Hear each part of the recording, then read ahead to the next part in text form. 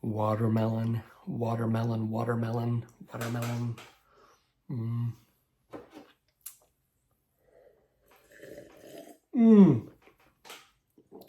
Hey fellas, welcome back to part 2 of Tamiya's 148 scale F-16 Aggressor build. And I forget exactly what I cover. I think, okay, I masked the canopies, which is kind of a pain in the butt on this kit. I finished the intakes up, and I ended up having to do some sanding on those, but I've got those all taken care of. I make a pitot tube out of metal, out of brass tubing and a metal rod. I think I do some other stuff, but I'm not really sure. So what I plan on, what I'm doing with these videos, I'm putting a lot of parts into this build, on a lot of parts. I'm making a lot of videos and I'm splitting them up in a bunch of different parts to show more of the build processes, which is something I kind of got away from on my previous videos. So some of this may be boring, but I'm just kind of pulling out snippets that I don't typically show in my builds, and just to give you an idea how I do things and how my mind works when I go to build a model. And this may turn out to look like total crap because it's been a while. So anyway, I'll quit rambling here. I don't really, I know a lot of people don't like to see me jabber on here at the beginning, and I seem to be doing it right now. So let's get on with the video. Okay, fellas, so I'm going to mask off the canopy. And I went ahead, and as you can see, I've already masked this off. And I went ahead and I put in the canopy frame, which you'll see next. I recorded that before I did this. So normally what I like to do when I mask off canopies is I like to just take a big strip of Tamiya tape, and I'll come along and just lay it down, and then use a toothpick, and I'll come along the frame, because normally on the frame, there's a nice prominent demarcation line where the frame starts and the clear part starts. Well, with this kit, because it's rounded and the frame really isn't that prominent, it isn't that raised, it's really hard to do that. So I'm gonna go a different route, and I'm just gonna cut thin strips. So what I've got is my Infinity cutting mat, and if you're you build models a lot, you really need to get this. This is like one of my favorite tools on the workbench. So I'm gonna go ahead, and I've cut these strips already. And it's really imperative that you have a brand new sharp X-Acto blade when you're masking off canopies. If you've got a dull one, you're just gonna make a mess of everything. So I'll take one of these strips, and I'm gonna come along here, and I'm going to, I call this the Frankenstein method of masking canopies, because as you can see here, I've got a lot of little pieces just masking everything off. And chances are when I mask off a canopy like this, I'm gonna get paint underneath the tape just the way I have it, which isn't that big of an issue because I can always scrape it off with a toothpick and some isopropyl alcohol and a Q-tip. But the most important part is to get a nice demarcation line right along the canopy frame. Because this other stuff, if I get paint up here, when I'm done and I unmask it, I can just take a toothpick and I can scrape that paint off. Or I can take a little Q-tip and some isopropyl alcohol and I can rub it off. Now, if I would have used Future, or I would have coated this canopy frame, or the clear part, then I wouldn't be able to do that with isopropyl alcohol. It would just make a mess of everything. So I'm just gonna lay down my strip, just like so, and get a nice demarcation line.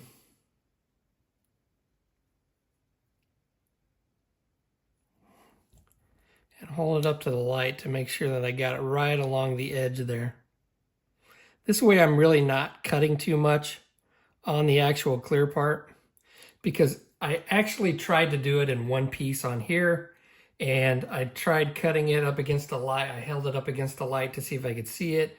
I started cutting, and I just cut it. I cut it wrong. That's just the way this is, and hopefully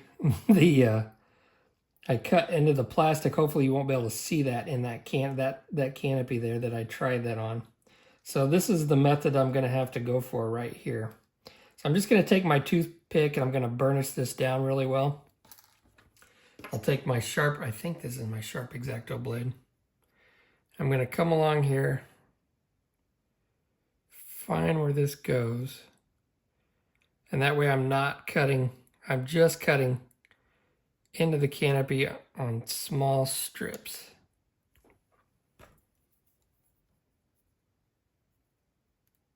Okay, just like that.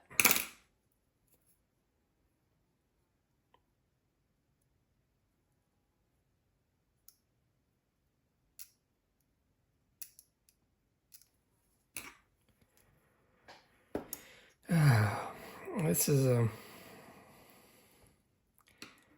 just don't like to do this method. It's not as fast and it's not as good. And then I'll come along here and I'll find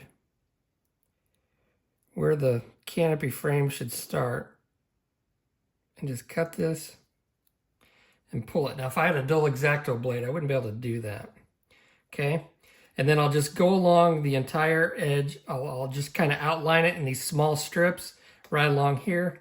And then I'll take little sections and just start filling in with Tamiya tape. Now you could also fill in with masking solution like this. This is the micro scale masking solution. And this is the Mr. Masking Sol R. It's, you put it on like paint. I think I've shown it before. But I don't necessarily like that, using that stuff. It gets messy and it kind of goes everywhere where you don't want it. And if you put tape on top of it, it's going to lift it off. So I just like taping it up. And if I get paint underneath, I can just scrape it off. So that's how I'm masking these canopies. All right, what I'm doing now, fellas, is I'm gluing this canopy frame down. Now, a lot of times when I just have a canopy closed, I won't include the frame because putting all these extra parts in there may throw off how the canopy fits flush on the fuselage. But if I put this in here and it works out okay, I will be able to pose the canopy open or closed. If it does fit kind of cattywampus when I close it, then it'll just be an open canopy. And I'll be able to figure that out. Once I get this glued in and set up, I'll be able to check to see if it'll fit okay. You know, if nothing else, I could just cut away all this other stuff and I could close it. Or I could use the other canopy. Now, normally what I like to do is I like to spray these first and then glue them in if I'm going to put a frame in. But in this case, I think it's going to be fairly easy to mask this off while it's on here and paint it. Also, you can see I left the sprue gates on here. And that's just to give it a little bit more rigidity. So I put this down where it's supposed to go.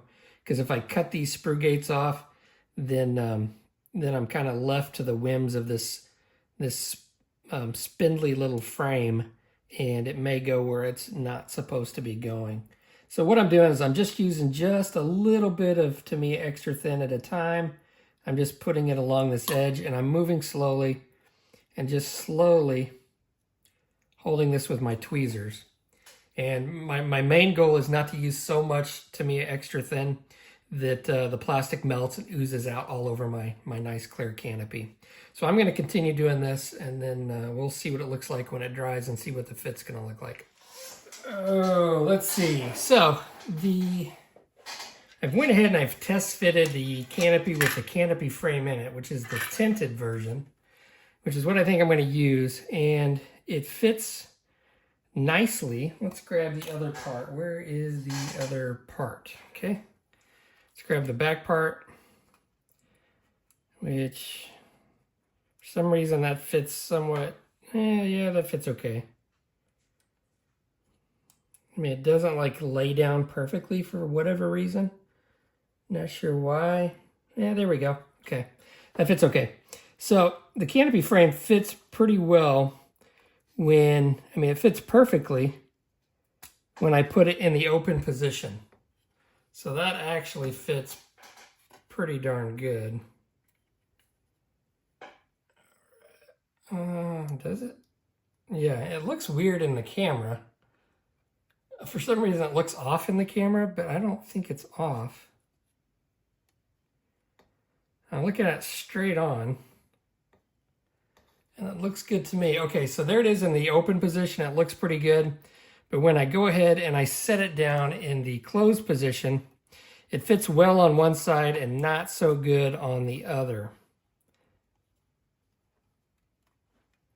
So right along there, it fits well up front, it doesn't fit. There's a gap right there, and that's the issue with putting in the framing. Over here, it also looks like there's a little gap over here on this side. So if I use this, I'm gonna need to put it in the open position. I mean, I could make, now, I don't wanna mess with, yeah, there's just a gap there that I do not want on my model. And that's just the issue that you run into with putting the frame in on something like this. Now, if I put this other piece in here without the frame, it fits nice and flush. There still is that little bit of gap right there. So, I mean, I could push this down. I don't know why there's a gap there.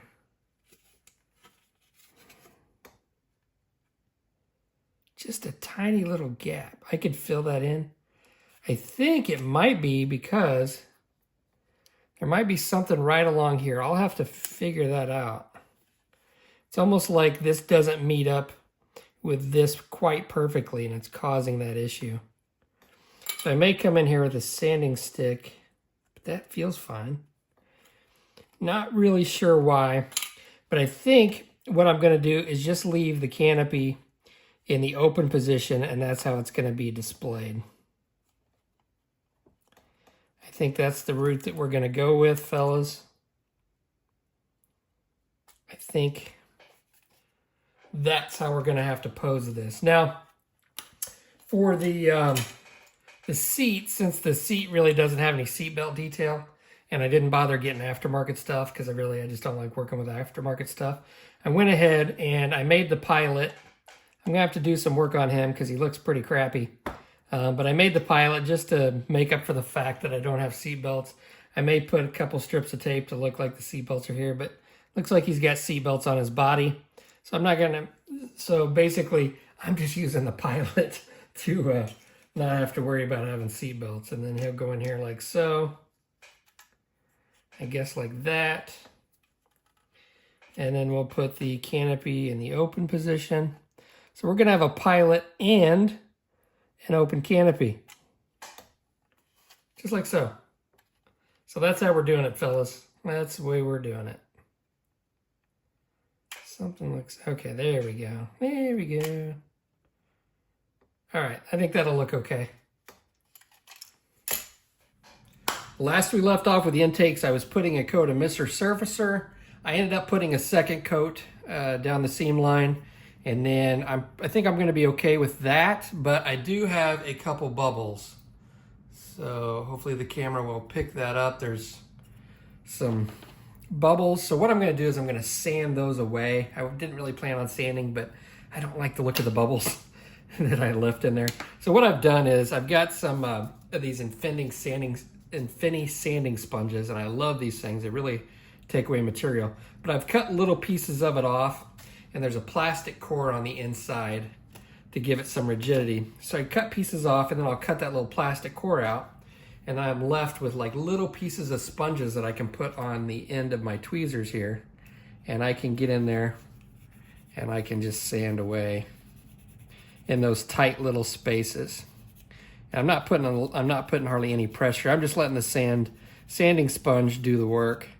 And with this Mr. Surfacer, since it is basically a primer / filler, it is pretty soft to sand, so it's not like I'm having to really work at it.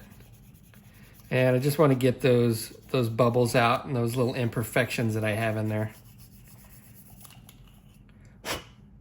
And then I should be able to spray this with some, let me grab what I think I had some stuff mixed up.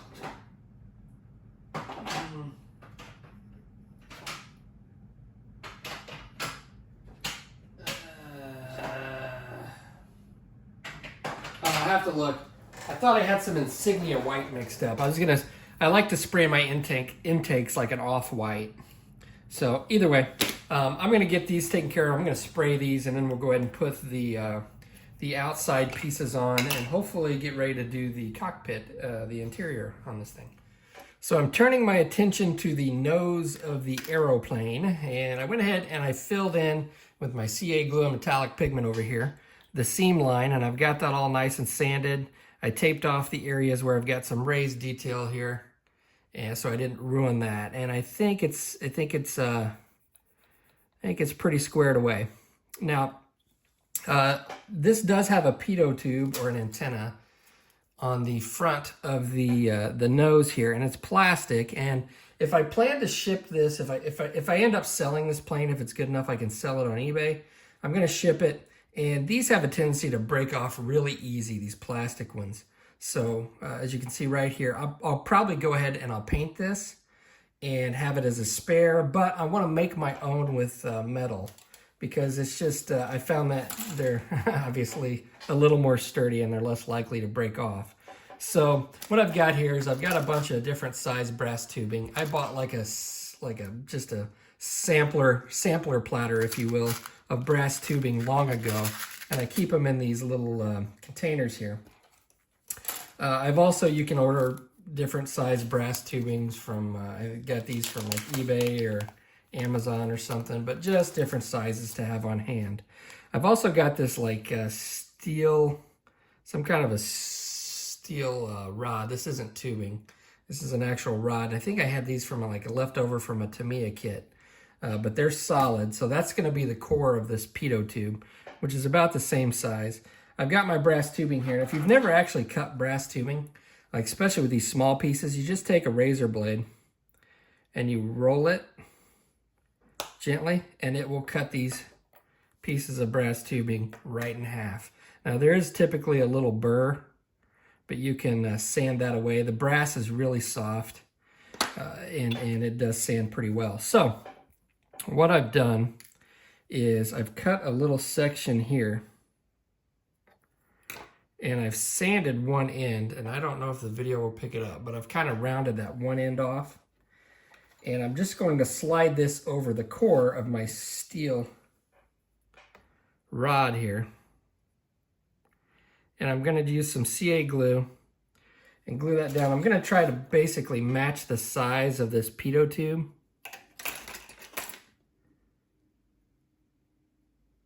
Okay. So what I'm going to do is I'm going to glue this in, and I'm going to try to just recreate that pitot tube in this metal. And then I've drilled this out with a tiny drill bit, as you can see here. I've drilled this out, and then I'll just be able to slide this in here just like so. And that should be a lot more sturdy than that little plastic piece. So this steel, even though this is steel, I can sand and shape this rod with like a sanding stick. So what I'm doing is I'm just coming around here to the tip. Make sure I get the tip here. And I'm just going to slowly sand this out and shape the front of this.